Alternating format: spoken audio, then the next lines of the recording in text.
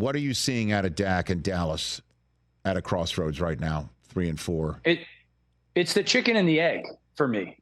Is the quarterback playing poorly because the scheme stinks, or does the scheme stink because the quarterback's playing poorly?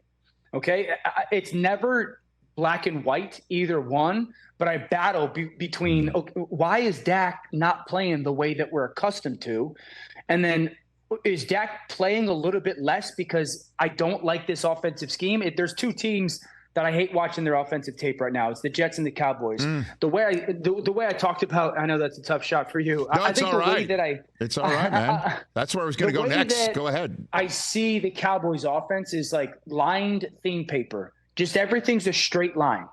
And they're so dependent on lining up and being execution dominant. You have to go out execute on a play-to-play basis for the play to be successful. We are in an era where coaches are building in ways, whether it's formations or personnel groupings or motions or action, where their execution's still paramount, but like the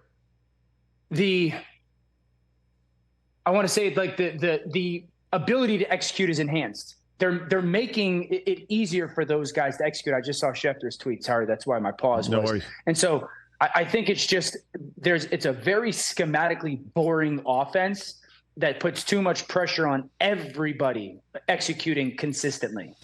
Circling back in the few minutes I have left with you, you were talking about the Jets being a frustrating watch. Aaron Rodgers saying that this offense can and should put up 30 every game. Why aren't they then, Dan?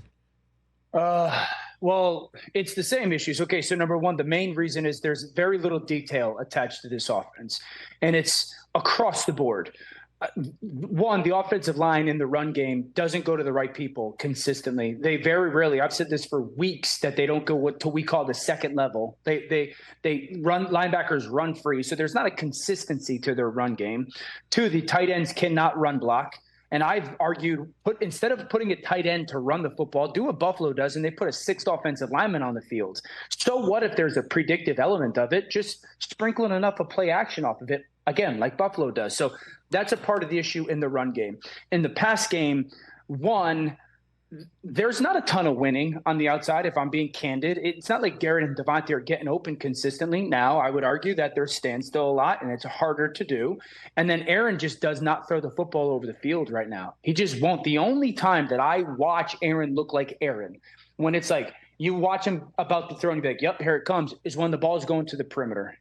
Over the middle field, there's a doubt, there's a hesitancy, and there's a lack of conviction with what he's looking at. And I think that makes his feet a little bit more uncertain, and maybe it's not wanting to get hit. Maybe he's already banged up, so he doesn't want to. And so there's no consistency to the sequencing of events on their offense. So they're not beating man coverage, is what you're saying? Press coverage outside, the two guys that Rodgers needs to win these matchups, and that's why they got Devontae Adams. You're not seeing that, Dan, on film? Not consistently, no. I mean, not consistently. There's occasional moments, and there's also occasional moments where I thought this past weekend Aaron had 4 or 5 throws. You're like, man, that's the guy, pure, yeah. And so there's nothing that and I would make the claim right now, and it's surprising, I don't think there's anybody that they can hang their hat on.